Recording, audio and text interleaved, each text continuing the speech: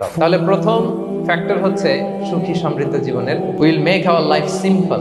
Simplicity is the কি to happiness. আপনি লাইফটাকে সিম্পল করবেন, আপনি হ্যাপি হবেন। রাসূল সাল্লাল্লাহু আলাইহি ওয়াসাল্লামের জীবনের দিকে যদি তাকান, দেখবেন তিনি তাই করেছেন। সুবহানাল্লাহ। সহিহ মুসলিমের একটা হাদিস শোনাই আপনাদেরকে। আম্মা জান আয়েশা রাদিয়াল্লাহু তাআলা আনহা বর্ণনা করেন। তিনি বলেন, একদিন সকালবেলা রাসূল সাল্লাল্লাহু আলাইহি ওয়াসাল্লাম আমার বাসায় আসলেন। ফজর নামাজ পড়ে এসে বলতেছে, আয়েশা, ফজর নামাজ পড়ে আসছি, ব্রেকফাস্ট করার মতো কিছু আছে ঘরে? ইয়া রাসূলুল্লাহ, কিছু নেই। নাই?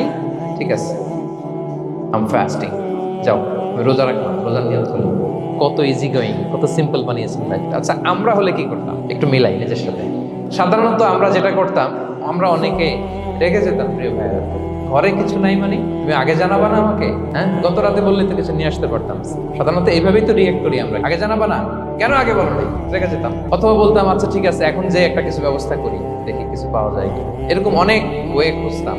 তো রাসূল সাল্লাল্লাহু আলাইহি ওয়াসাল্লাম এই কোনো অপশন না নিয়ে বললেন, okay, there is no food for breakfast, I am gonna fast ফাইন্নী সাইমা। ঠিক আছে, খাবার যখন নাই, আমি রোজাই রেখে দিলাম।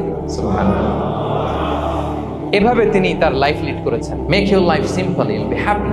জটিল না করে সহজ করুন, আপনি হ্যাপি হবেন।